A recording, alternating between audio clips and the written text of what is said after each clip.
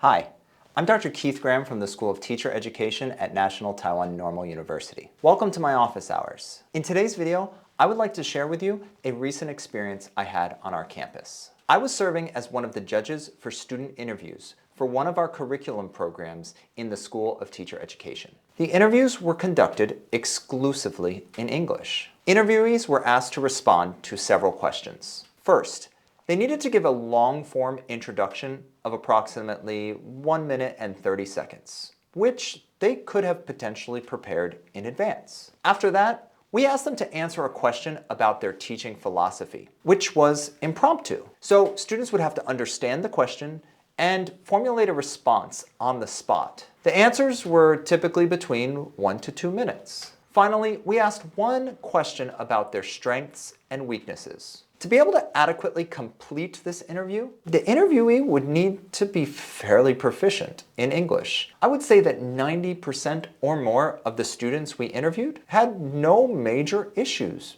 doing our interview in English. With that in mind, what surprised me most about our candidates is how they answered the final question. The vast majority of the students answered that their weakness was their English abilities. In my view, this is Taiwan's English problem. The problem is not that these students don't know about or can't communicate in English. The issue is that they do not have the confidence in doing so. As educators, we should see this as a failure of the schooling system. These very smart and talented individuals who speak English just fine feel ashamed of their English, viewing it as not enough. Yet, here they are successfully completing a fairly intense interview using English. Something has to change. Now, I don't know that bilingual education will raise test scores or even produce more Taiwanese who can use English like the government hopes. But I hope, if nothing else, that this shift to bilingual education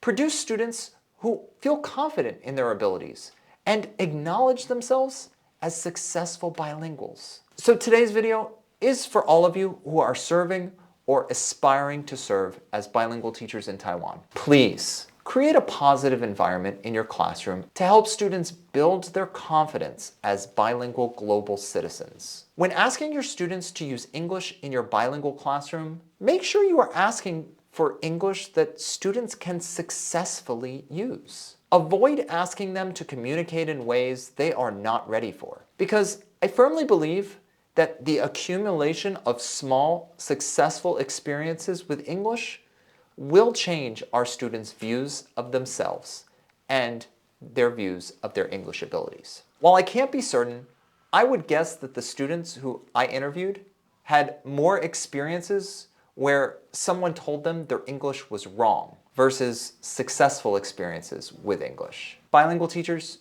you have a chance to change that. So today's call is for you, the bilingual teachers, to focus on success, focus on building our students' confidence. If we can do that, it doesn't matter whether this policy produces higher test scores. More confident students, in my mind, would mean that the bilingual 2030 policy was an absolute success. Thank you for attending my office hours.